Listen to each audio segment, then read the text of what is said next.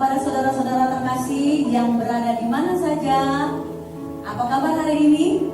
Semoga kita semua tetap sehat, tetap sukacita, dan tetap semangat di dalam menjalani hidup kita. Karena kita percaya kita selalu ditemani oleh kasih Tuhan.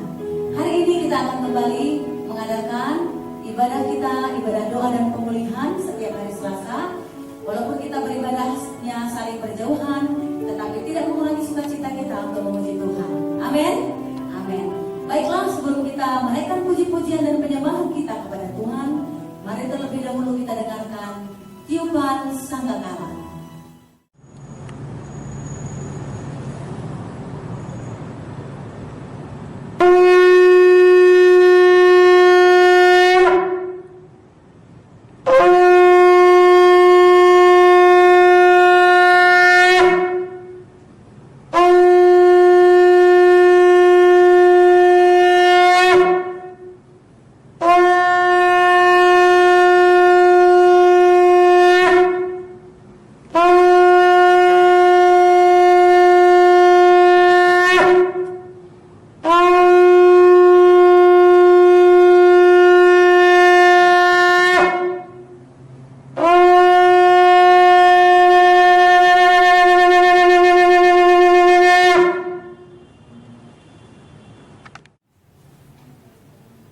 Mari kita bersatu di dalam doa.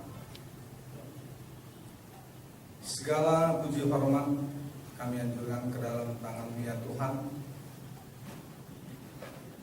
Bapa yang kami kenal dan Bapa yang kami sembah di dalam kehidupan kami. Karena Tuhan, kasih karunia Tuhan masih tetap kami rasakan hingga pada saat ini. Bapa, sebentar lagi Tuhan, kami ingin memulai acara kebaktian kami, doa dan pemulihan. Tapi sebelumnya Tuhan, Engkau tutup bungkus kami dengan kuasa darah-Mu yang kudus. Keluarga kami yang bertalian darah dengan kami. Begitu juga harta benda kami, saudara-saudara kami dimanapun berada pada saat ini. Kiranya Tuhan tetap menemani kami, sehingga di dalam kebaktian kami, di dalam acara kebaktian doa dan pemulihan ini, dapat kami ikuti dan dapat kami nikmati ya Tuhan, sehingga kasih karunia Tuhan yang tetap masih melindungi dan mengikat kami dalam tali kasih persaudaraan kami di dalam Yayasan Sola Gracia ini ya Tuhan. Bapa, berkati kami semua Tuhan, yang mengambil bagian, yang bertugas pada hari ini. Kiranya Engkau tetap memberkati kami, sehingga acara kami ini dapat berjalan dengan baik sesuai dengan keinginan Tuhan. Bapa, kami serahkan semuanya, acara ini ke dalam tangan pengasihan-Mu, sehingga acara ini berjalan dengan baik, nama Tuhan tetap dipermuliakan. Di dalam nama Yesus Kristus kami serahkan doa kami. Haleluya. Amin.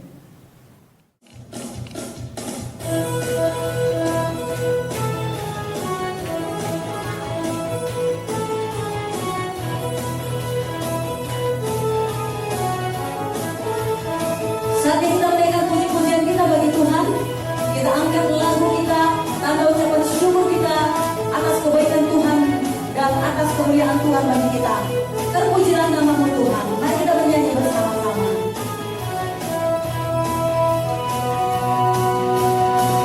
Terpujilah nama-Mu Tuhan,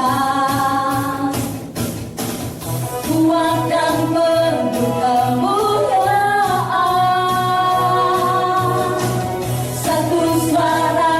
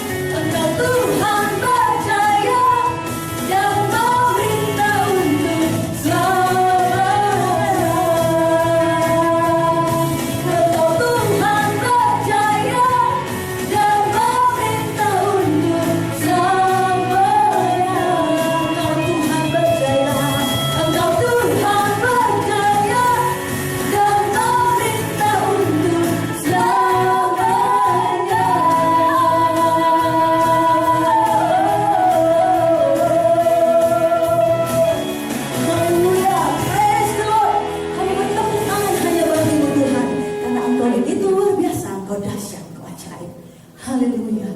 Amin.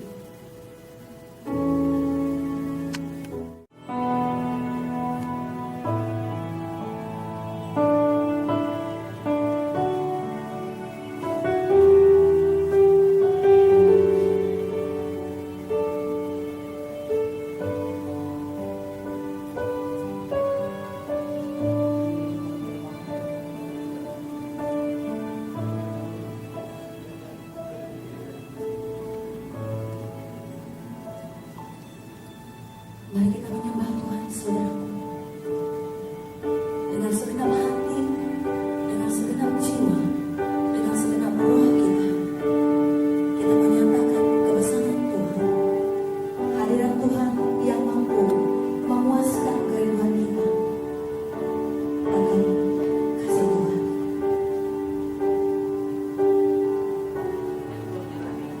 Hadirat-Mu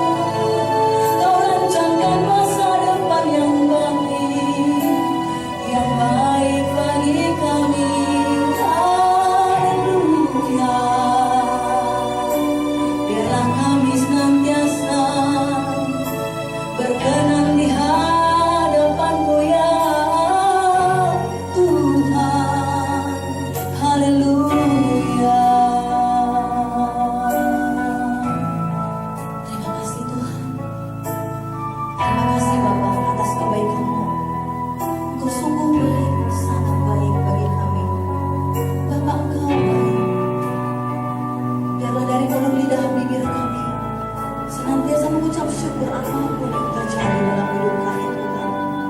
Terima kasih Bapa buat saat ini, saat indah kami berhadapan dengan-Mu. Hadirat-Mu kami rasakan, ketulusan-Mu Bapa memenuhi kami. Terima kasih Tuhan. Hadirat-Mu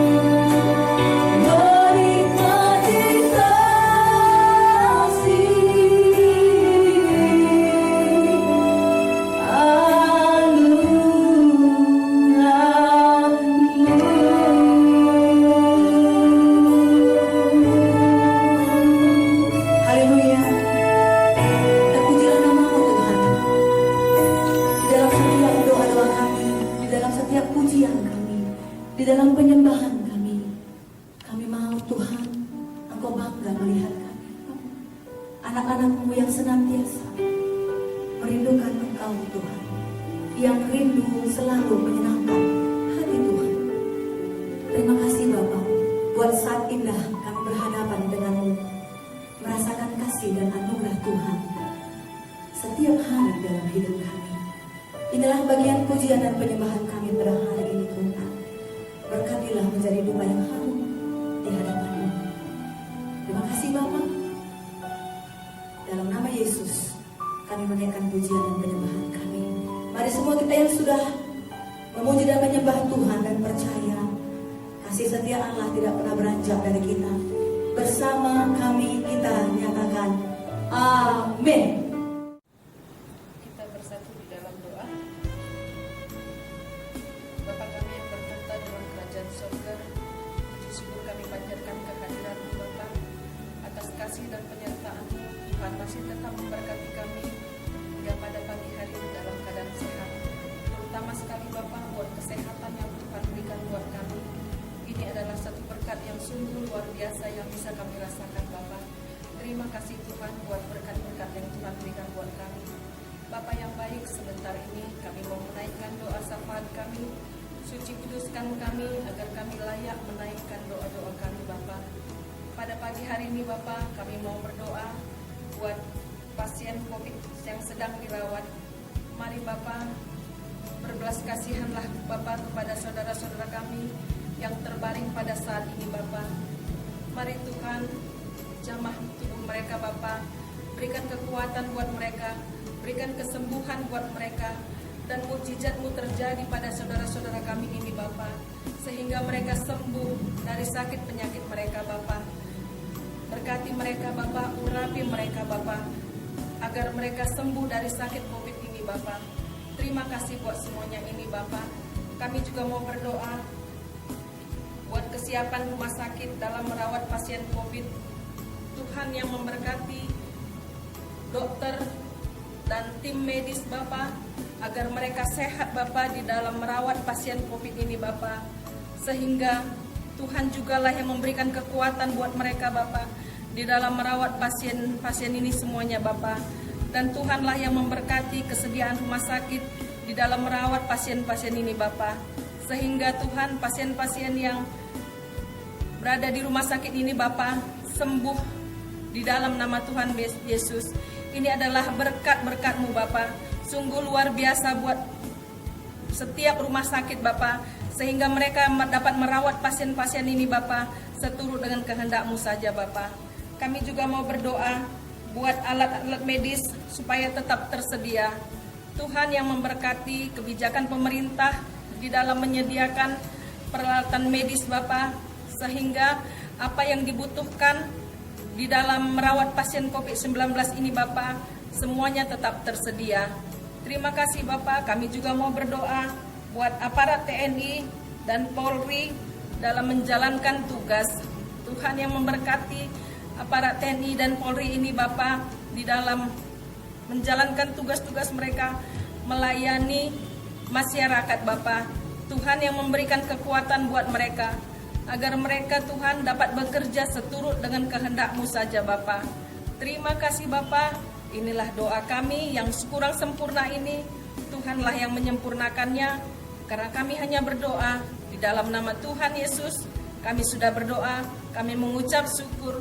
Haleluya. Amin. Salam Bapak Ibu yang terkasih di dalam nama Tuhan Yesus Kristus. Ini saatnya kita mendengar firman Tuhan. Tapi sebelum kita mendengar firman Tuhan, kita berdoa terlebih dahulu. Mari kita bersama-sama berdoa. Saat yang indah Tuhan bersamamu, kami begitu mengagumi Engkau ya Tuhan. Kami ingin diam di dalam rumah-Mu. Dan persyaratan untuk diam di dalam rumah-Mu Tuhan, kami harus mengetahui isi daripada firman-Mu. Oleh karena itu kami mau belajar. Kami mohon supaya Roh Kudus yang akan mengajari kami, memberikan kami urapan-urapan yang luar biasa, urapan pengajaran. Berikan juga kepada hamba-Mu Tuhan, urapan Raja, supaya hamba dapat menyampaikan firman-Mu kepada setiap orang. Saudara-saudara kami dimanapun berada saat ini, karena kami tidak dapat beribadah bersama-sama, tidak bisa tatap muka Tuhan, karena adanya pandemi COVID-19. Kami mohon supaya Engkau memberkati mereka semuanya. Memberikan juga urapan dimanapun mereka berada, bagaimanapun keadaan mereka. Terima kasih Tuhan, kami sambut firman-Mu. Di dalam nama Yesus Kristus kami berdoa dan bersyukur. Haleluya. Amin. Bapak Ibu yang terkasih dalam nama Tuhan Yesus Kristus, firman Tuhan yang sampai kepada kita pada saat ini diambil dari Filipi 4 ayat 19. Filipi 4 ayat 19 bunyinya demikian. Allahku akan memenuhi segala keperluanmu menurut kekayaan dan kemuliaannya dalam Kristus Yesus. Saya ulangi sekali lagi. Allahku akan memenuhi segala keperluanmu menurut kekayaan dan kemuliaannya dalam Kristus Yesus. Demikianlah firman Tuhan. Berbahagia kita yang mendengar firman Tuhan, terutama yang melakukannya dalam kehidupannya sehari-hari. Rasul Paulus menulis di dalam firman Tuhan ini, dalam Filipi ini, bahwasanya Allah akan memenuhi segala kebutuhan dan keperluan kita. Artinya, kalau kita membutuhkan makanan, pangan, dan lain sebagainya, kita juga butuh rumah, butuh segala sesuatu. Itu Tuhan akan berikan kepada kita, tapi bukan keinginan-keinginan kita. Karena keinginan setiap orang itu sangat banyak sekali. Seperti yang ada di dalam nyanyian yang selalu, apa yang dicari orang? Duit. Apa yang dicari orang? Duit. Apa yang dicari orang? Duit. Semua orang mencari duit. Tidak salah kalau kita mencari duit. Tidak salah kalau kita mencari harta yang banyak. Tetapi kita harus pikirkan bahwasanya dengan duit itu apakah kita akan lebih memuliakan Tuhan ataukah kita sudah ikut dengan dunia ini. Bapak Ibu yang terkasih di dalam nama Tuhan Yesus Kristus, Paulus mengatakan bahwa Allah itu penuh kasih dan dia selalu ingin, rindu untuk memberkati umatnya, rindu supaya kita mendengarkan suaranya. Allah itu rindu supaya kita mendengar suaranya. Allah rindu untuk memberkati umatnya. Allah menempatkan manusia itu melebihi di atas segala makhluk yang ada di muka bumi ini. Dia memberikan kepada kita apa yang kita butuhkan. Kita butuh segala sesuatu. Kita butuh makanan, kita butuh pakaian, kita butuh rumah, kita butuh kendaraan, kita butuh banyak sekali yang kita butuhkan. Berbeda dengan makhluk lain. Kalau makhluk lain tidak membutuhkan rumah yang istimewa, tidak membutuhkan kendaraan. Mereka dapat bepergian sendiri. Allah memilih kekayaan, bukan. Allah memiliki kekayaan, bukan warisan. Segala keperluan kita akan dipenuhi karena Ia itu adalah Allah yang kaya raya. Pokok-pokok tersebut adalah sebagai berikut. Tidak ada yang dapat memberkati kita selain Allah. Hanya Allah yang bisa memberkati kita. Itu nomor satu. Oleh karena itu, apa yang kita butuhkan? Kita minta kepada Allah. Kami butuh ini Tuhan. Misalnya, kita butuh kendaraan sepeda motor untuk mengadakan pelayanan. Banyak di antara hamba-hamba Tuhan yang meminta kepada Tuhan kendaraan. Seperti salah satu hamba Tuhan yaitu Paul Yonggi Cho yang sekarang mempunyai gereja yang begitu besar. Boleh dikata mungkin juga gereja yang paling besar di dunia saat ini. Pada awal-awal pelayanannya, dia begitu miskin, tidak punya apa-apa. Dia berdoa supaya dia mendapatkan sebuah sepeda, supaya dia bisa mengadakan penginjilan dari satu desa ke desa yang lain. Dia meminta kepada Tuhan. Dia lihat di dalam Markus 11 ayat 24 mengatakan, jikalau engkau percaya bahwa engkau sudah menerimanya, engkau memintanya di dalam doa, maka Tuhan akan memberikan itu kepadamu. Itu yang dia pegang. Oleh karena itu, dia berdoa terus kepada Tuhan. Tuhan, aku percaya, aku sudah menerima sepeda itu. Sekarang sudah ada di pangkuanku. Tidak lama kemudian seorang pendeta Inggris kembali ke Inggris dan dia memberikan sepeda itu kepada pendeta Paul Yonggi Cho. Tidak hanya sepeda, tapi dia juga memberikan sebuah meja tulis. Karena selama ini pendeta Paul Yonggi Cho hanya duduk di lantai untuk menulis bahan-bahan khotbahnya. Kemudian yang kedua dikatakan bahwasanya Allah rindu memberkati umatnya. Tidak ada yang dapat memberkati selain Allah. Kedua, kerinduan Allah terbesar adalah memberkati.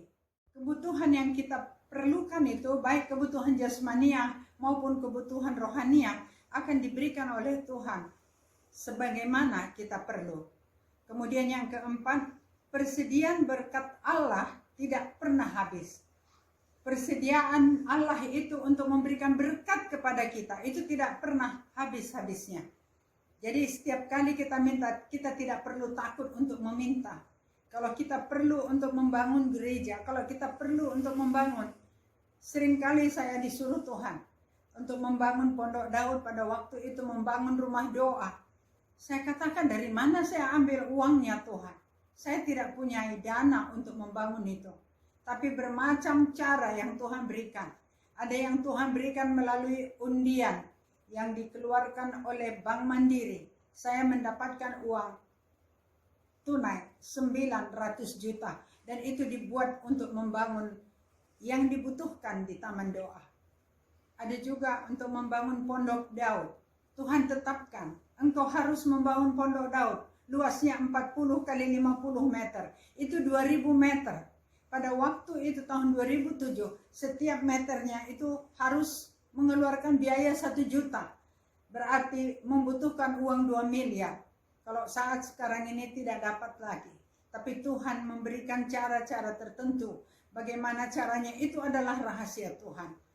Kemudian yang kelima, ada tujuan dari berkat itu. Kita diberikan berkat oleh Tuhan. Kita selalu diberikan apa yang kita butuhkan. Apa yang kita minta, itu Tuhan ada tujuannya.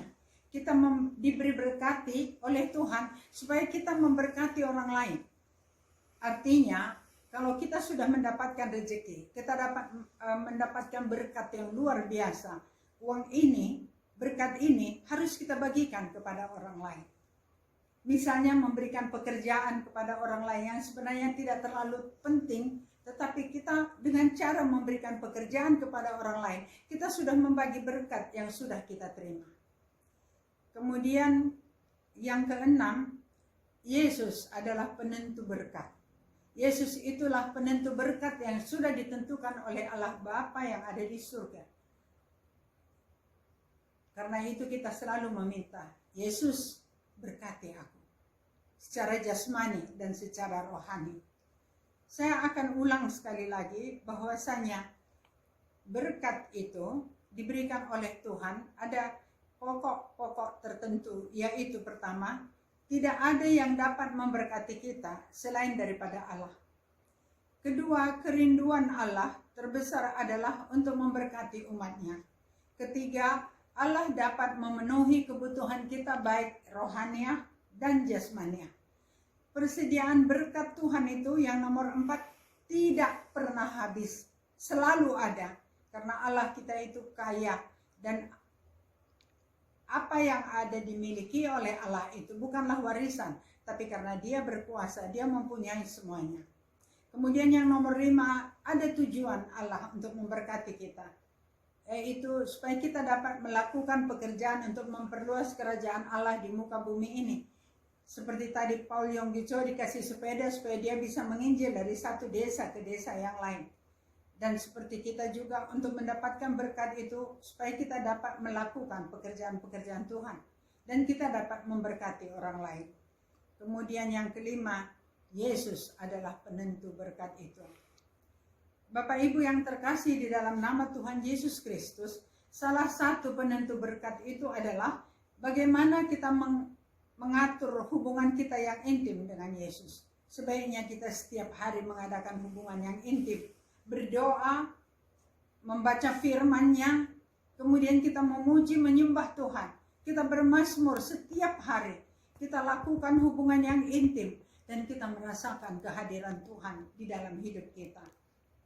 Kita harus memelihara firman Tuhan dan kita menjadikan firman Tuhan itu sebagai penuntun di dalam kita menjalankan kehidupan kita sehari-hari.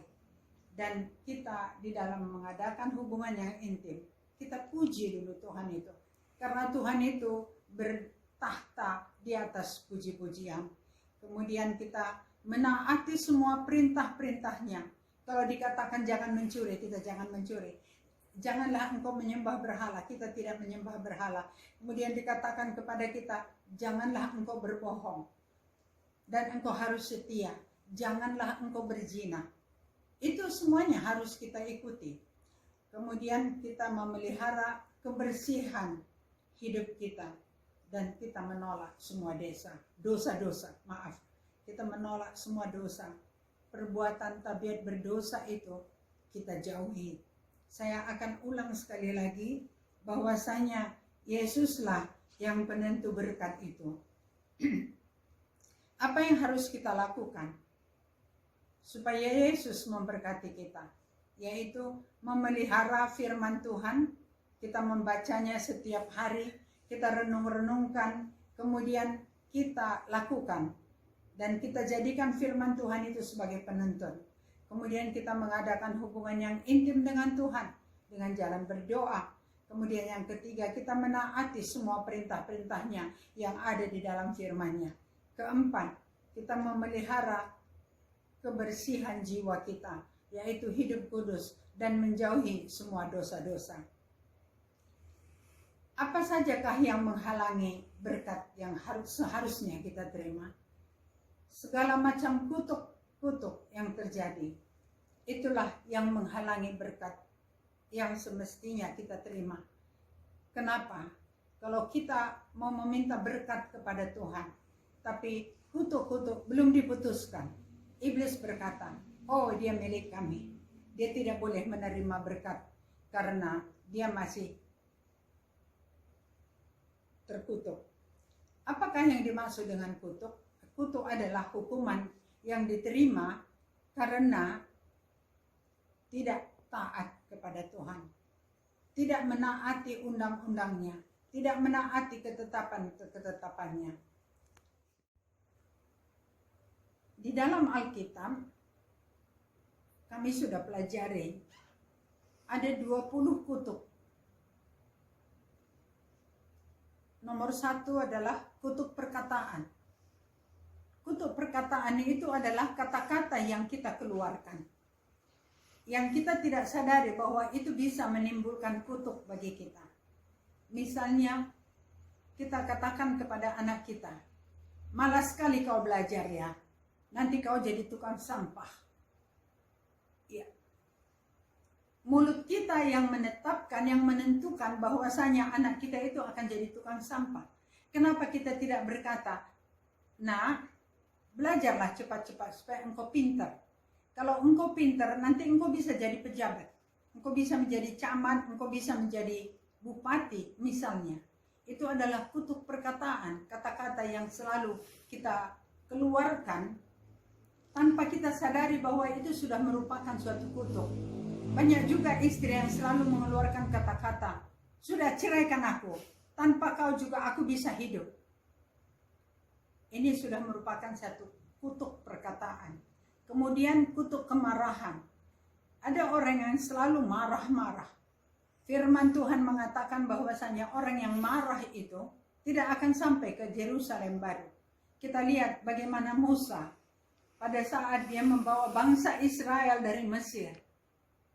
Kemudian rakyat itu, umat Tuhan itu, bangsa Israel itu suka bersungut-sungut. Hei Musa, di mana air? Kami mau minum. Kemudian Musa marah dan berkata, hei bangsa Israel yang tegar tengkuk, selalu bersungut-sungut dan banyak sekali tuntutanmu. Tapi Tuhan berkata kepada Musa, pukul batu yang ada di belakangmu, akan keluar nanti air dari sana. Dan pada saat Musa memukul dengan tongkatnya, dinding batu itu air keluar. Dan dia katakan, hei bangsa Israel, ini air, minumlah. Tapi pada saat mereka sampai di Gunung Nebo, Tuhan berkata kepada Musa, Musa, Musa, naiklah engkau ke Gunung Nebo, dan dari sana engkau pandanglah lembah Yordan. Engkau tidak akan sampai di lembah Yordan. Dan benar, Musa pada saat dia meninggal, mayatnya tidak kelihatan. Tuhan mengangkat dia dan dia tidak sampai ke tanah Kanaan yang sudah dijanjikan Tuhan kepada bangsa Israel. Inilah kutuk kemarahan. Oleh karena itu marilah kita jangan marah. Kalau selama ini kita marah-marah, sekarang mulai berubahlah kita untuk jangan marah-marah. Kepada siapapun kita jangan marah. Karena Tuhan mengatakan ada kutuk kemarahan yang bisa membuat kita tidak akan sampai kepada Yerusalem baru. Kemudian yang ketiga, kutuk karena penyembahan berhala. Orang yang pergi ke dukun itu dari Keluaran 20 ayat 3 sampai 4. Tuhan mengatakan, jikalau ada orang yang pergi menyembah patung atau menyembah kepada berhala-berhala, aku akan menghukum dia sampai keturunan ketiga dan keturunan keempat. Bapak Ibu yang terkasih, bagaimana kalau seorang anaknya, cucunya tidak ada berbuat salah, tetapi karena nenek moyangnya pergi menyembah berhala, anak-anaknya, cucu-cucunya juga mengalami hukuman. Seperti seorang kakek, di mana anaknya itu adalah keturunan pertama, cucunya adalah keturunan kedua, kemudian cucu dari anaknya ini keturunan ketiga, cucu dari cucunya adalah keturunan keempat, semuanya mendapat hukuman, sekalipun mereka itu tidak menyembah berhala. Kemudian yang keempat, karena tidak mengampuni. Bapak Ibu yang terkasih, banyak kita lihat bahwasanya orang yang tidak mengampuni itu, mereka itu akan kena kutuk. Oleh karena itu kita diharapkan supaya kita ini mau mengampuni orang yang bersalah kepada kita. Seperti ada di dalam Matius yang mengatakan bahwasanya ada orang yang berhutang, ada orang yang bersalah, kemudian seorang raja mengampuni kesalahannya. Tetapi orang yang sudah diampuni ini tidak mengampuni orang lain, padahal kesalahan orang itu hanya sedikit. Dia ini dimasukkan di dalam penjara dan dihukum oleh algojo. Kemudian yang kelima, kena kutuk karena tidak menghormati orang tua. Itu di dalam 10 perintah Allah dikatakan juga, hormatilah orang tuamu supaya dipanjangkan umurmu. Itu yang dijanjikan oleh Tuhan. Janji Tuhan itu adalah iya dan amin. Setiap orang yang menghormati orang tuanya itu akan diberikan umur yang panjang. Kemudian yang keenam, kutuk karena sihir. Orang yang selalu mengadakan sihir itu, mereka itu kena kutuk dan tidak akan masuk surga. Kutuk karena rasisme. Kutuk karena rasisme itu adalah orang yang membeda-bedakan golongan. Orang yang membeda-bedakan kasta-kasta. Orang yang membeda-bedakan manusia. Itu termasuk kutuk rasisme. Dan itu akan mendapatkan hukuman. Kutuk karena gosip, yaitu noson hora. Bapak Ibu yang terkasih, siapa yang mengadakan gosip yang selalu membicarakan orang lain, yang mengata-ngatai orang lain, itu akan kena kutuk. Dan ini termasuklah juga yang menghalangi berkat. Kutuk karena tidak memberikan persembahan persepuluhan.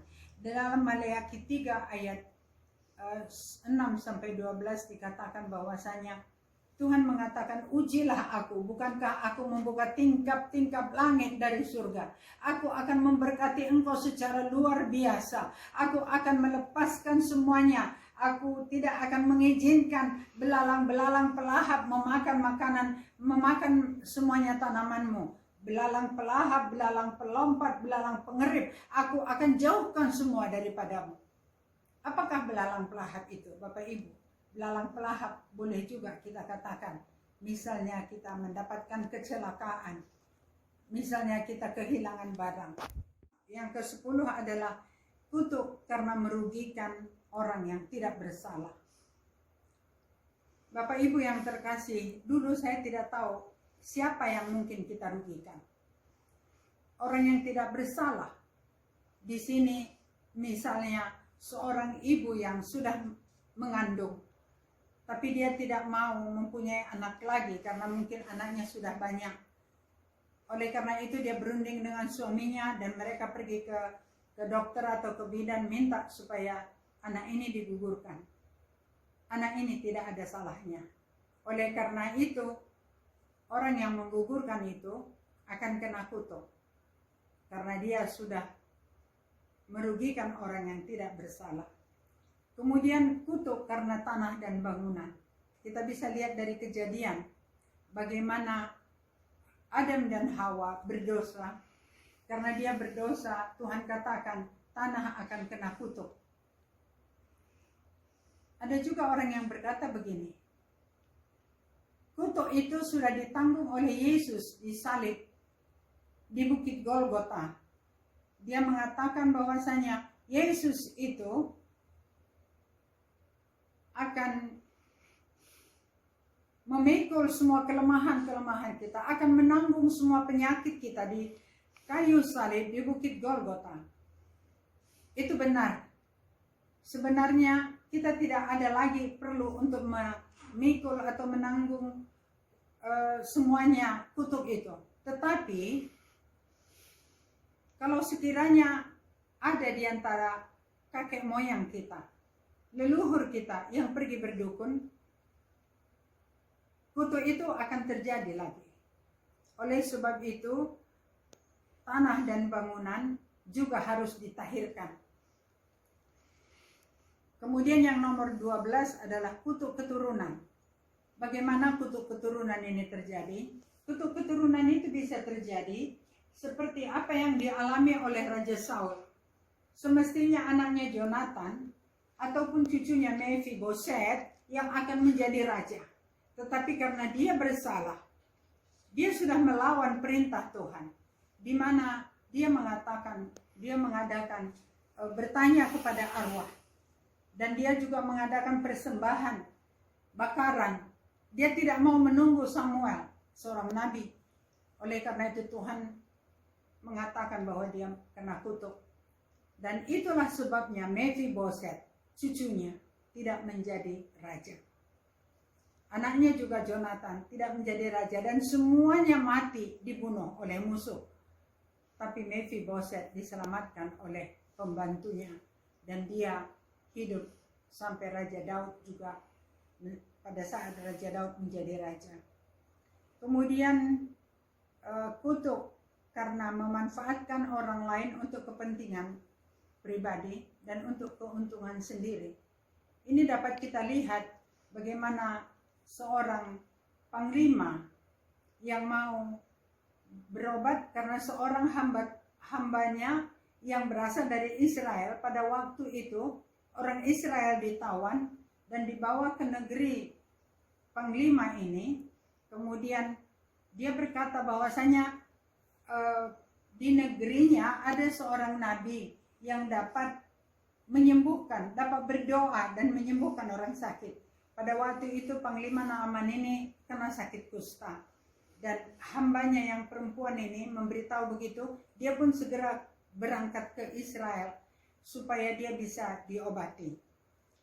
Pada saat dia sudah diobati, pada saat Nabi waktu itu menyuruh dia untuk berendam di sungai Yordan, dan 7 kali dia masuk ke air, naik, masuk sampai 7 kali, kulitnya menjadi bersih dan kustanya hilang. Tapi pada saat dia mau menyerahkan persembahan kepada Nabi, Nabi itu bilang, tidak, saya tidak usah diberikan apa-apa. Tapi pembantunya yang namanya Gehazi kemudian mengejar panglima itu dan meminta sebagian daripada persembahan yang tadinya mau diberikan kepada Nabi. Oleh karena itu, pembantunya ini namanya Gehazi kena kutuk. Dia kena kutuk, dia dapat sakit kusta beserta sampai dengan keturunannya semuanya akan mengalami sakit kusta. Itulah kalau orang memanfaatkan orang lain untuk keuntungannya sendiri. Kemudian anak haram juga mendapatkan kutukan. Dalam firman Tuhan dikatakan bahwasanya anak haram itu akan tidak boleh masuk ke bait suci sampai keturunannya yang ke-10. Begitu juga dengan kutuk hutang. Oleh karena itu setiap orang yang berhutang, dia itu tidak akan dapat masuk surga. Tapi bagaimana dengan perusahaan yang meminjam dari bank? Kalau kita meminjam uang dari bank, tentu dibolehkan, tapi kita tidak ada niat untuk tidak membayar hutang kita itu. Jadi hutang-hutang yang ada dalam perusahaan itu harus kita bayar dengan setia, mungkin dengan mencicil. Ada juga orang yang meminjam uang, tapi dalam arti kata dia mau menipu, dia tidak akan mau membayar. Oleh karena itu orang yang mengalami seperti ini tidak membayar hutang, dia akan kena kutuk. Kemudian ada kutuk perzinahan. Orang yang melakukan perzinahan itu akan kena kutuk. Boleh kita katakan bahwasanya tadi orang yang mengadakan penyembahan berhala itu, dia akan dihukum sampai keturunan ketiga dan keturunan keempat. Tapi kalau kutuk perzinahan ini, mereka akan mengalami kutukan, hukuman sampai keturunan yang ke-9. Oleh karena itu Bapak Ibu yang terkasih, kita tidak tahu kakek moyang kita apakah mereka itu berzina. Karena kita tidak tahu bahwasanya kakek moyang kita itu berzina, kita lebih baik minta ampun kepada Tuhan supaya kutuk itu jangan mengena kepada kita. Kita minta supaya kutuk-kutuk itu diputuskan dari kita, sehingga kita tidak akan terkena kutuk perzinahan. Kemudian ada kutuk keserakahan. Kutuk keserakahan adalah setiap orang yang serakah, tapi penyembahan berhala juga termasuk kutuk keserakahan. Karena banyak orang yang meminta kepada dukun supaya dia jualannya laris, itu termasuk kutuk keserakahan. Ya, jadi orang yang serakah itu akan mendapatkan hukuman. Kemudian yang ke-18, kutuk karena tidak memberkati orang miskin. Jadi tadi kita sudah belajar bahwasanya kita ini diberkati Tuhan untuk memberkati orang lain. Jadi orang yang tidak mau memberkati orang miskin, mereka itu akan kena hukuman. Kemudian yang ke-19, kutuk karena tidak mengandalkan Tuhan. Dalam Yeremia 17 ayat 5 dikatakan bahwasanya terkutuklah orang yang tidak mengandalkan Tuhan. Bapak Ibu yang terkasih, banyak sekali kutuk-kutuk yang kita sudah pelajari, tapi kemungkinan besar masih banyak lagi. Ini adalah semuanya yang menghalangi berkat. Kenapa? Karena iblis berkata, jikalau dia meminta diberkati Tuhan, tapi dia masih mengalami banyak kutukan-kutukan, semestinya engkau tidak akan memberi kepadanya. Seperti kita tahu Ayub, iblis berkata kepada Tuhan, engkau memberkati dia secara luar biasa, engkau memberikan kepadanya harta yang banyak, engkau memberikan dia anak-anak, istri, semuanya menyenangkan dia. Oleh karena itu, coba kalau engkau memberikan kepada dia malapetaka, anak-anaknya semuanya mati, hartanya semuanya habis. Tapi walaupun hartanya habis, anak-anaknya semuanya pada mati, tapi Ayub tidak pernah mundur daripada penyembahan kepada Tuhan. Dia tetap hormat kepada Tuhan. Tapi terakhir, iblis bilang, cobalah berikan kepadanya penyakit yang tidak bisa diobati. Itu sebabnya kita harus melepaskan diri dari semua kutuk-kutuk ini. Bapak Ibu yang terkasih, saya ingin menyampaikan sekali lagi bahwasanya ada 19, ada 20 kutuk-kutuk yang menghalangi berkat kita. Saya akan sampaikan sekali lagi bahwa kutuk-kutuk yang menghalangi berkat kita itu, berkat yang mestinya kita terima adalah kutuk perkataan, kutuk kemarahan, kutuk karena penyembahan berhala, kutuk karena tidak mengampuni, kutuk karena tidak menghormati orang tua, kutuk karena sihir, kutuk karena rasisme, kutuk karena gosip, kutuk karena tidak memberikan persembahan persepuluhan, kutuk karena merugikan orang yang tidak bersalah, kutuk karena tanah dan bangunan, kutuk karena keturunan, kutuk karena memanfaatkan orang lain untuk keuntungan pribadi. 14, kutuk anak haram. Ke-15, kutuk hutang. Ke-16, kutuk perzinahan. Ke-17, kutuk keserakahan. 18, kutuk karena tidak memberkati orang miskin. Ke-19, kutuk karena tidak mengandalkan Tuhan. Yeremia 17 ayat 5. Bapak Ibu yang terkasih, mari kita pelajari, kita coba lihat apa sajakah kutuk yang bisa menghalangi berkat kepada kita. Karena seperti yang kita bicarakan tadi di depan, bahwasanya Tuhan itu ingin sekali memberkati kita. Tuhan itu ingin sekali supaya kita ini hidup damai sejahtera. Tuhan itu ingin sekali supaya kita ini merasa berkecukupan. Tuhan itu ingin sekali supaya kita tetap bersuka cita di dalam Tuhan. Tetapi karena banyak kutuk-kutuk ini, kita belajar bagaimana kita untuk memutuskan kutuk-kutuk ini. Kita meminta Tuhan supaya memutuskan kutuk yang ada dalam diri kita dan yang mungkin akan jatuh juga kepada keturunan kita. Dan kita memohon kepada Tuhan supaya kutuk-kutuk itu setelah diputuskan, kutuk itu akan diputarbalikkan dan kutuk itu akan menjadi berkat yang luar biasa kepada kita. Tuhan akan memampukan kita, Bapak Ibu. Tuhan akan memberikan kepada kita kesempatan. Tuhan akan memberikan kepada kita waktu untuk belajar, untuk meminta ampun kepada Tuhan akan segala kesalahan kita. Dan Tuhan akan memberikan kepada kita pemutusan kutuk itu, dan Tuhan akan memberikan kepada kita berkat yang luar biasa. Amin. Kita berdoa. Bapa Surgawi, kami bersyukur dan berterima kasih kami sudah diajari bagaimana kami untuk mendapatkan berkat yang luar biasa. Kami membina hubungan kami dengan anak-Mu Yesus Kristus, juga dengan-Mu ya Tuhan. Dan biarlah Roh Kudus yang mengajari kami. Bapak, kami bermohon kepadamu supaya COVID-19 ini cepat berlalu dari Indonesia. Bahkan kalau mungkin kami meminta cepat berlalu dari dunia ini. Tuhan, mampukan kami. Di dalam nama anak-Mu Yesus Kristus, kami berdoa dan bersyukur. Haleluya. Amin.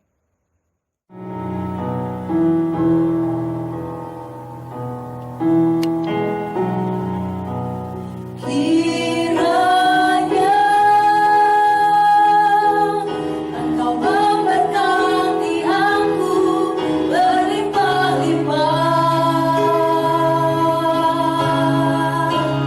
dan memperluas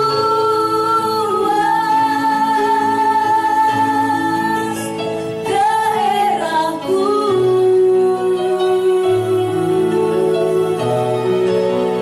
Dan kiranya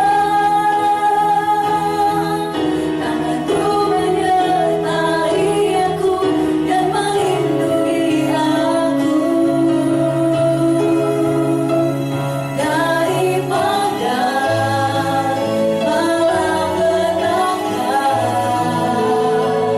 sehingga kesakitan tidak menimpa aku. Tuhan mendengarkan dan menjawab doaku.